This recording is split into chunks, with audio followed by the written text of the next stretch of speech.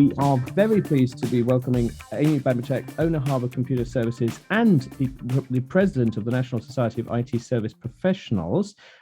We're very pleased to be welcoming Gaurav Kumar, Principal Consultant Cybersecurity at Compugen, Nick Espinoza, Chief Security Fanatic at Security Fanatics, and Logan Wolf, CEO, Wembley Partners, as well as Jeff Hall, Principal Security Consultant at Truvantis. The early bird panel catches the worm. Absolutely, you're very welcome. It's a pleasure to see you all. How are you doing? Doing great.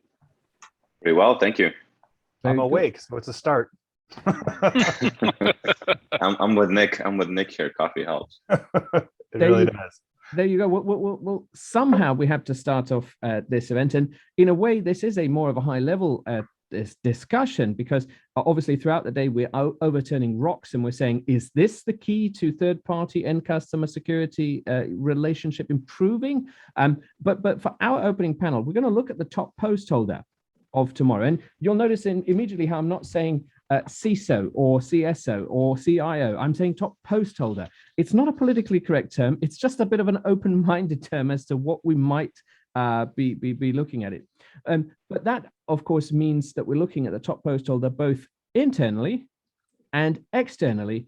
And of course, why we're asking because we wonder if this top post holder will be the key to improving relations tomorrow. So let me start with you, Amy, and I'll work my way around. It's the first panel of the day, and we're just getting into it. So let's think about how this top post holder has changed over the last 18, 19, 20 months, and look at it both in an internal and external way. Well, from the business owner's point of view, I think that they had found themselves thrust into a more active security role, whereas previously they probably were content to let that their outsourced providers sort of handle everything.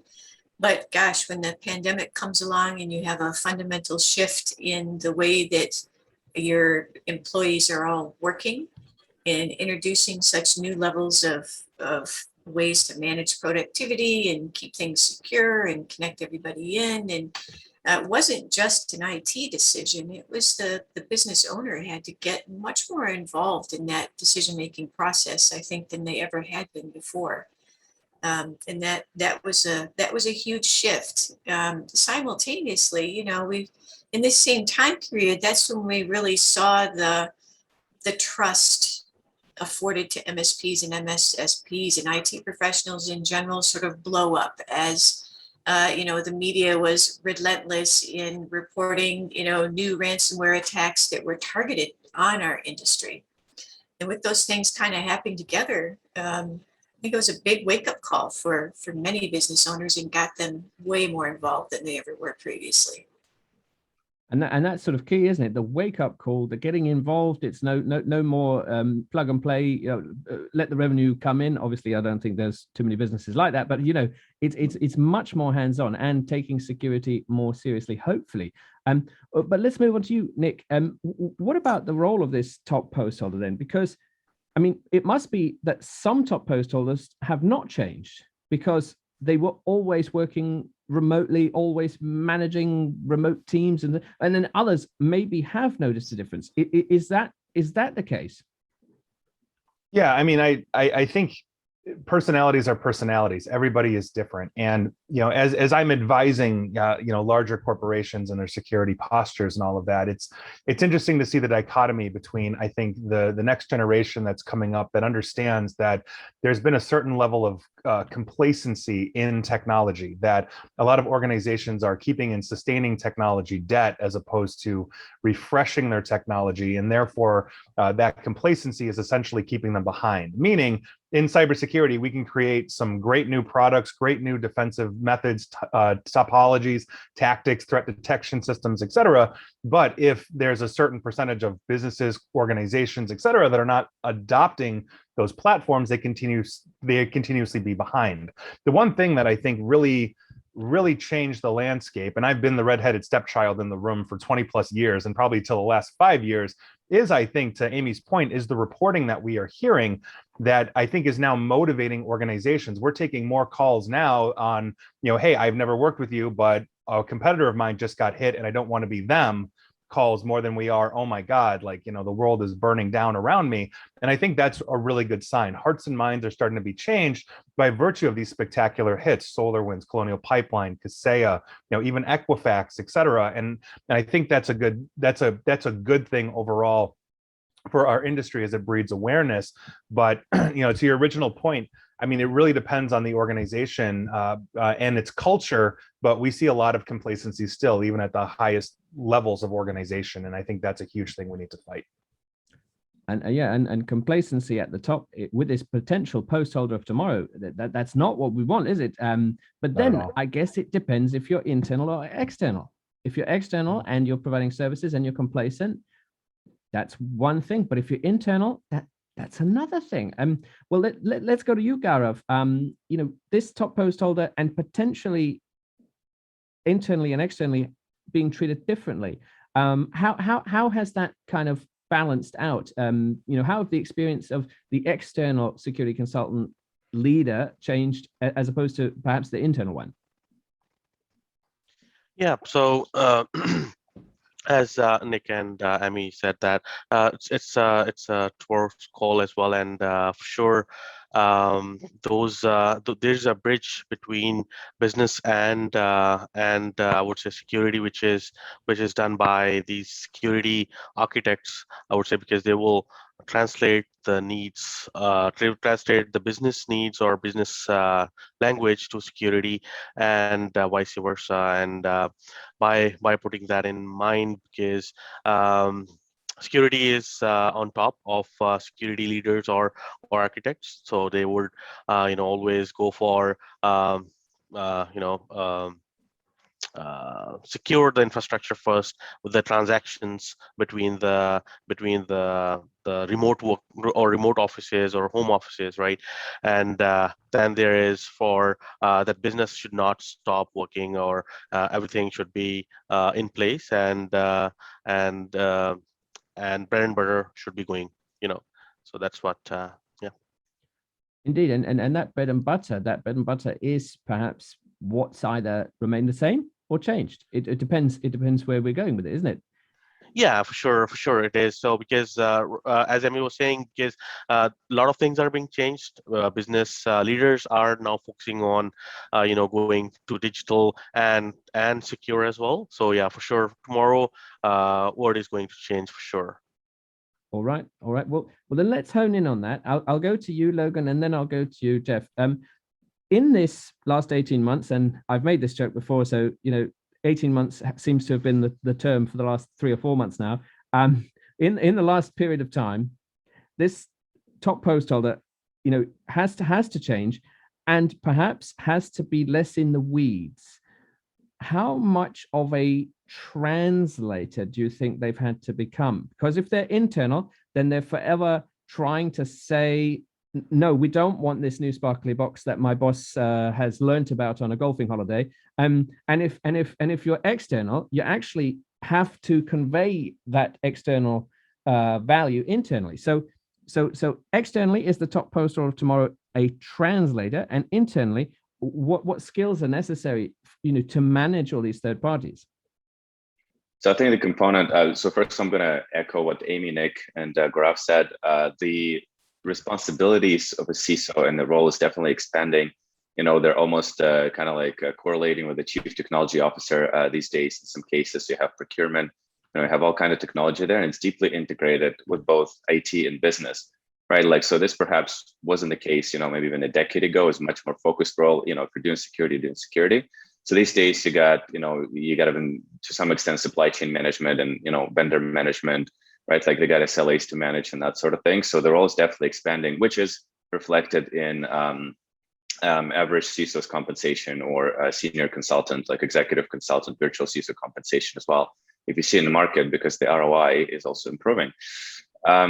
So, in terms of communications, I think what really is key for CISOs these days is you have to analyze a number of variables that perhaps you haven't been doing, so before, mostly various types of threat intelligence and whatnot, and this plugs into budget distribution, right? So this is one of the things, cybersecurity budget distribution specifically. So this is one of the things that I think is very important.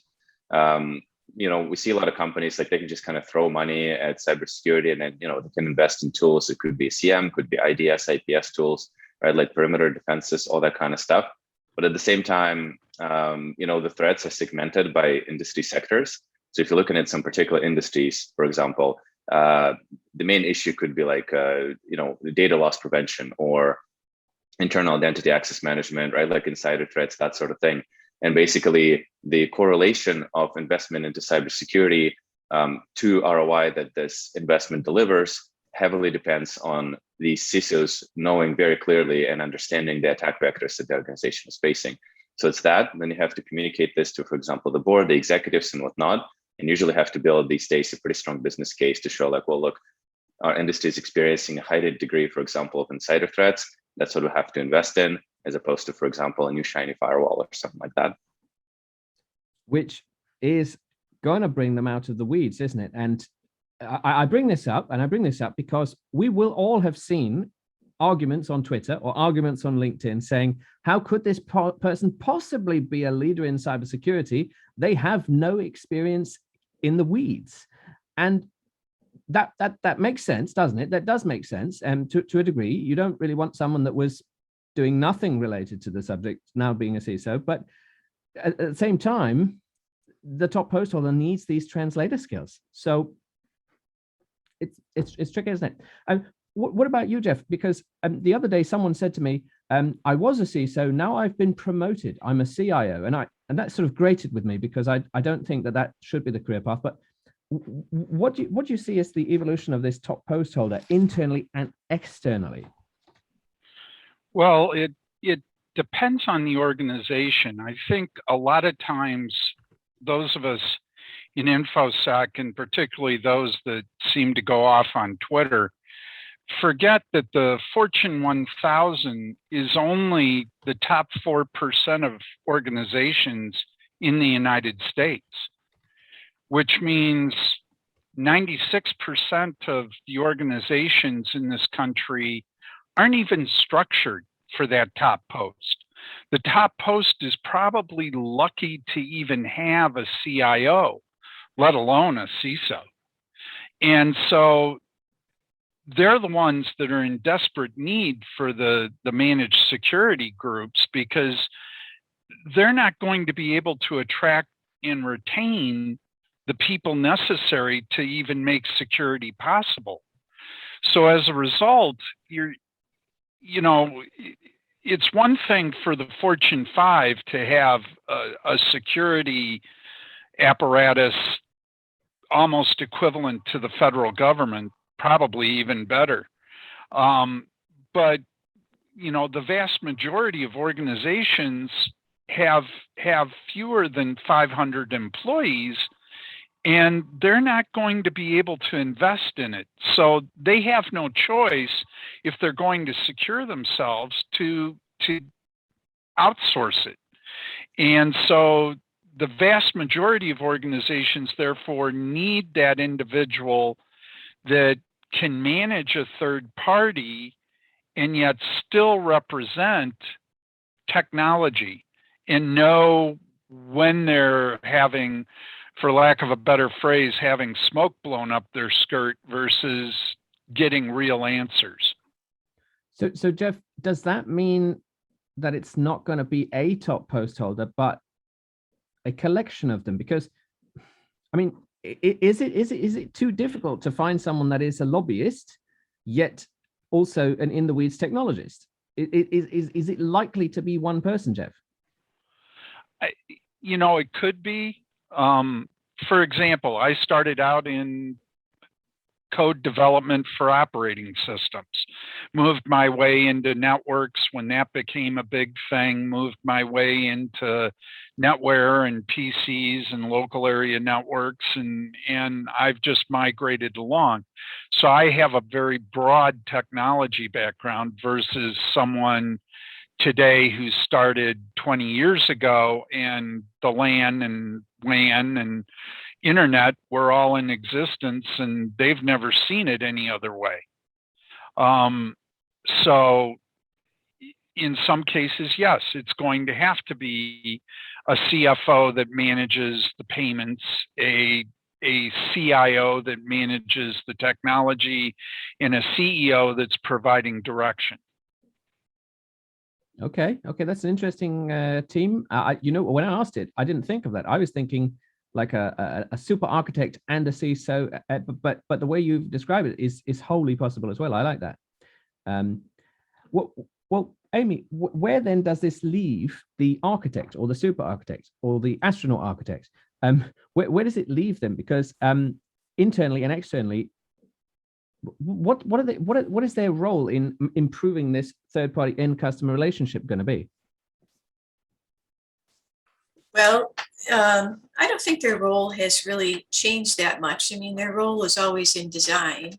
Their role is perhaps expanded a bit in that I think they're going to be asked more to justify that design than previously, and justify it more from the how do I know I can trust you? I do feel that trust in our industry has been severely eroded. That's so I think the architect has their role, and what they're doing is still absolutely needed. But we all have to convince our clients in the business world out there that they do need to trust us, and that we're trustworthy people. I mean, CISA just put out a document a couple weeks ago, basically on how to protect yourself from MSPs and MSSPs, what you need to do to protect yourself. And that puts us in a very different position than what than how we see ourselves, right? We see ourselves as the protector, and now here's our top security professional in the country saying you need a plan to protect yourself from these people. Yeah, that is quite newsworthy and a bit alarming. But maybe the answer lies in the architect. Maybe the architect is the last one in the house that remembers how to protect. Obviously, they're the ones that would command a team of engineers, but maybe it's not the CISO. Maybe it's the CISO hearing that and suddenly directing the architect to say, is this really a problem? And it's the architect who's the ultimate translator to say, well, yes, but no. What do you think, Amy? I think the architects better have that skill. If they don't have that skill set, then that is something that they need to build on going forward, because they are gonna find themselves in the position of not just proposing and architecting the solution sets, but also justifying and being able to explain that to the CIO internally. I like that. And Logan, you had your hand up. So what are your thoughts on that? I was just going to comment quickly. So this is interesting. I haven't seen that report, but I do definitely see how it would be a thing, which is alarming. Actually going to look for it because I'm curious what kind of arguments they're making. Interestingly enough, I'm a numbers guy. So the growth of the global cybersecurity market have actually increased during the pandemic. So now we're looking at, I think, 12.4% or 12.6% CAGR, so compound annual growth rate. And just over half of that, according to Gartner, is spent on managed security services, right? So there's an interesting, I think, duality to this, because it seems that a lot of organizations are spending money on specifically managed security services, and at the same time, like, what, they don't trust us. And I think a lot of that is due to the lack of transparency. I mean, you have managed security vendors that basically say, listen, going to handle your security 24/7 to 65, trust us. That's it. We have a SOC 2 certification, right? And that's basically it. I think transparency is really key. It could be as simple as, like meeting the team, like who specifically you have as analysts, what kind of tools you're using, just so that CISO kind of like they have that peace of mind. I think the more information you provide them, the better. But it's also completely understandable that it is growing so fast, and that is one of the major factors behind that quick growth rate of the cybersecurity market that I mentioned. Because if you look at the pandemic, especially in the beginning of the pandemic, a lot of these organizations, they had to transition to either work from home, in some places, some places like a hybrid infrastructure type arrangements, or like migrations to cloud, like they had to accelerate all this stuff, right? And then, well, let's say they didn't have an internal SOC. So now they have to they basically have a choice. Either they can build an internal SOC of some sort, which is, you got to buy and vet the tools, this contract negotiation, you got to recruit the people. And there's, as we all know, a shortage of qualified cybersecurity specialists. I'm talking like the ones that are really good at it, right? So you got to recruit these people, you got to retain these people, you got to train them. It's a multi-month project. Or they can go to an MSP, they can pay them, they can maybe roll the whole thing out in like 2 to 3, maybe 4 weeks tops, right? So the ROI seems to be great. So it's like they're kind of going for it, but at the same time, there's this, there's this erosion of trust that have been mentioned. So I'd be very interested to see what would be the solution to that. I think it's transparency, but yeah, that's my comment. No, that's important, and I can see Amy's posted both in Discord and on the chat that CISA document. And Rod in the audience says, Rod, it is up to the consumer to challenge the MSP to ensure you fully understand that they do then you understand what they do, then you are not doing your job. Trust but verify. It's a continual process. And I know later we're going to have a CMMC session with Alex Sharp, where we'll have a look at perhaps the dynamics changing, where the MSS has to be able to grill the customer immediately, as opposed to wait for months to get an answer, and it will be a legal thing. Anyway, Nick, what are your thoughts on this? Because where does this then leave the architects? The whole point of this opening panel, we're looking and we're saying, is this top post holder the key? We often look at a leader and say, wow, they're the key because they're at the top. But where does this leave the architect?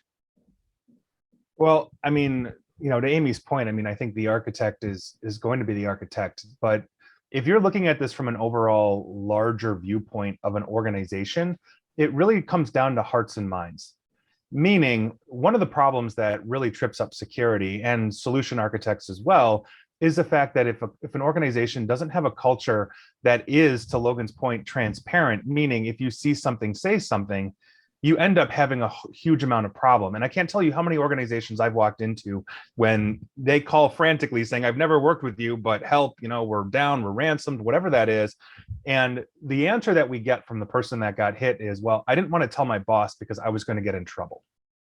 And that is something that I think we need to combat. And when you combine that with the other issues that we've got, I'm not surprised that CISA would put out something on MSPs. And I'm really not trying to pee in the pool here, but I have a good chunk of MSPs as clients. A lot of them are not good at security. They sell it and it ends up getting people in trouble. And I'm not saying all MSPs are like this, but the problem I think that the MSP community has is that there's no standardization and uniformity. And one person selling cybersecurity oftentimes is simply selling data security, which is one subset of a holistic cybersecurity solution. And so if we are looking at the architects of the world structurally in organizations, MSPs need them, MSSPs need them, companies in general that can hire internal staff need them as well. And so they are an indispensable part of this. Are they leaders? No.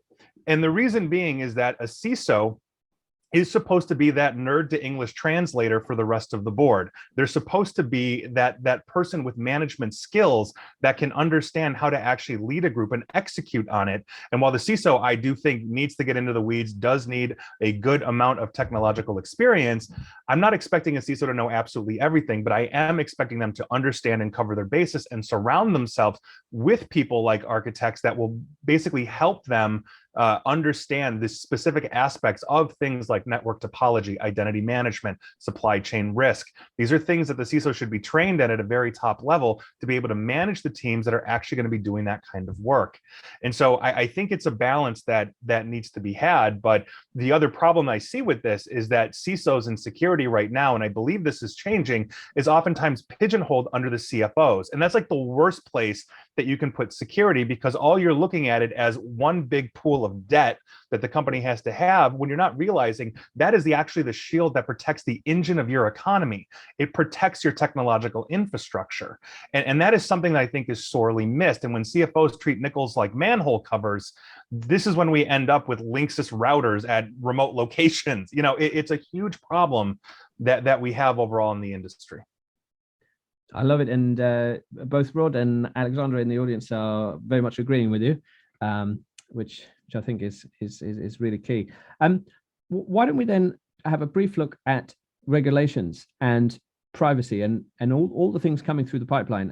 Gaurav, what do you think that's doing to the CISO as the ultimate gatekeeper? We can make reference to NIST 170-1800, or we can make reference to CMMC, or we can make reference to all sorts of things.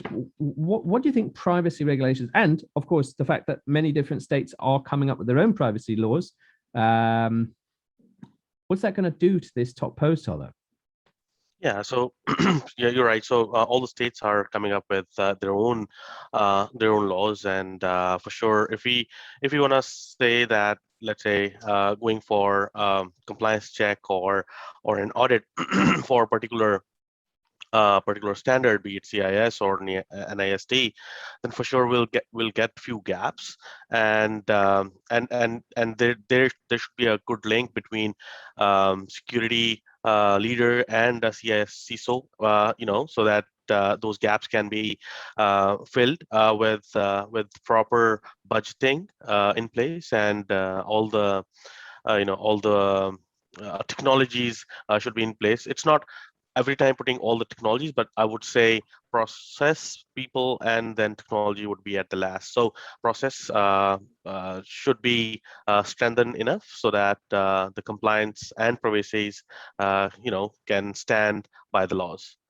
But then Gaurav, if I think about your day-to-day job, and we're thinking about how to work more effectively with third parties, does this not turn you into a little bit of a lawyer, or am I missing the point? Because you've got your day job, and now you're going to have to be a bit of a legal expert. Yeah. So grooming, as Emmy was saying, that so the job is expanding. So yes, so we need to expand ourselves. We need to learn those laws for that state. If our client is in that area, for sure we have to be on our toes every time whenever we are dealing with those clients, and for those state laws, for sure we have to be after hours we have to work on our own self to be on the at the same pace. I like that, and Nick, you commented about the legal counsel pulling the hair out, having to report to CFO, but I think legal counsel are probably going to pull the hair out as well on tomorrow's security leader giving advice. I don't know. Jeff, in panels gone by, in other events, right? So I know it's a bit of a Verfremdungseffect, but in events gone by, I have sort of asked, does it matter if you're in a heavily regulated industry or not? Things like CMMC start to break down that question and say, well, it doesn't matter because third and fourth party will be anyway. So how can we reconcile the need for perhaps a super architect and a CISO that's giving out legal advice? I mean, it seems difficult, isn't it? Well, anybody that believes their organization isn't under some contractual or regulatory edicts is basically kidding themselves. I mean, whether it's the privacy laws in a given state, the privacy laws around the country you live in. If you're in Europe, you have GDPR. So somewhere, somehow, privacy and security are in your life. They're in your business. They're being mandated of you regardless. And even if you choose to ignore all that, public opinion sits out there, because if you get breached, let's face it, unless you're a Target or a Walmart, you're not going to probably survive it. So, it comes down to organizations, if they don't have an architect they need to buy one. And so that's where the MSS or the MSSP comes in, because you have to get that expertise somewhere, or you end up, as Nick said, with the Linksys routers out in the branch office because they don't know any better. I don't think that's done because necessarily of security. I think that's done because people don't know any better. You know, Best Buy's just across the street or down the street, and I can get my gear there or order it on Amazon. Because again, this goes back to my statement. The Fortune 1000 is not the deal here. They're the odd man out.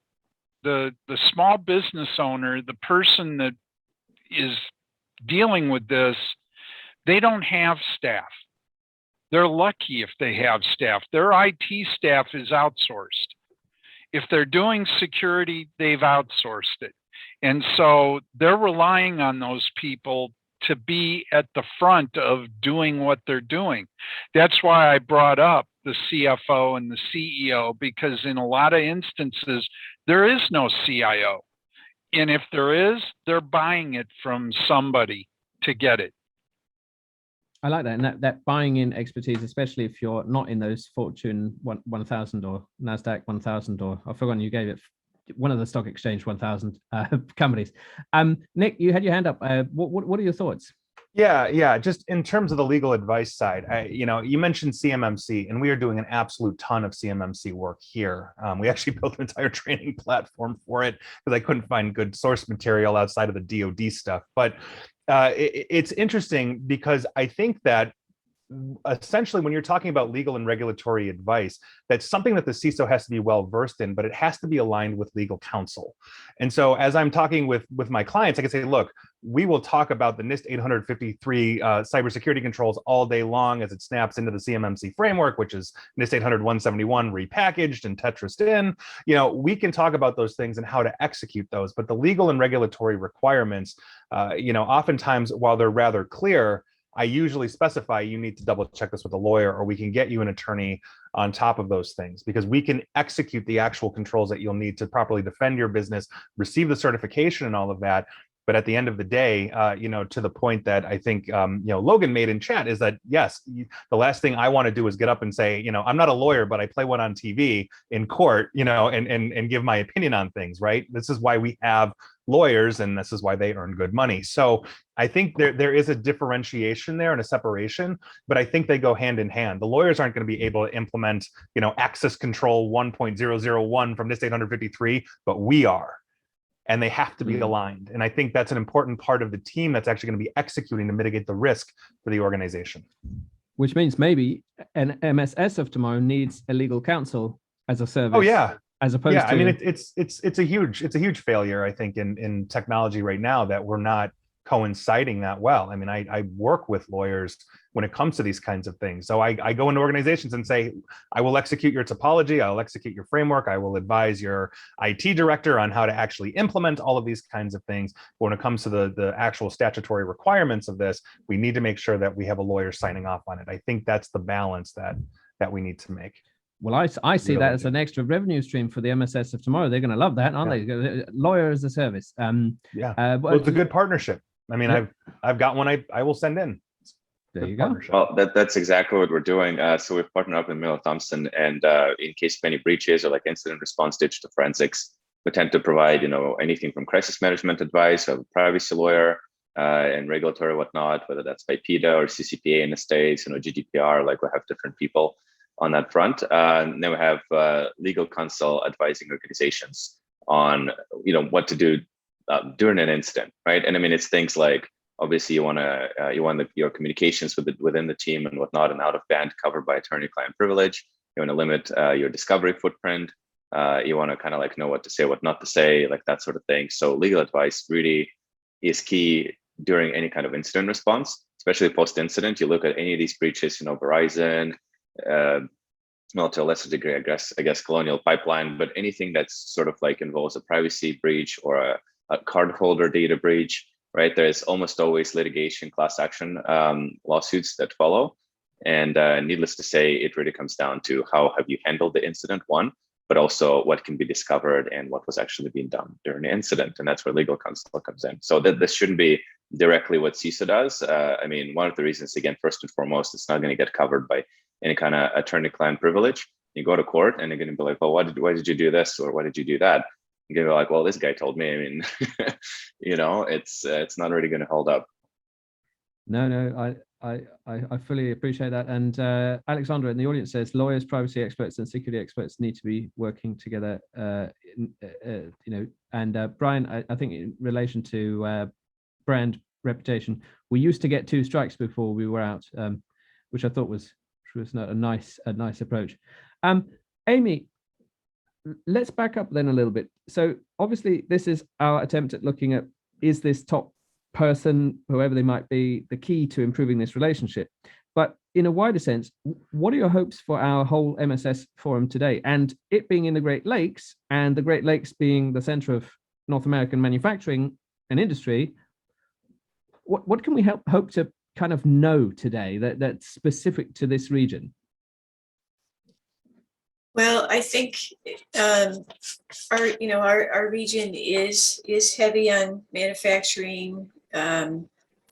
If you're not from this region, then you may not realize that much of I'm in Michigan, so much of the auto industry, as far as the actual putting together of the car, that moves south to lower wage regions, but this area retained the engineering, the prototyping, the design, all of that high level work that still remains. The suppliers to the auto industry still remain, and so it's a very high tech region, really, where there's a lot of cutting edge manufacturing stuff happening, and there's a great need in that industry for security and for understanding what the risks are.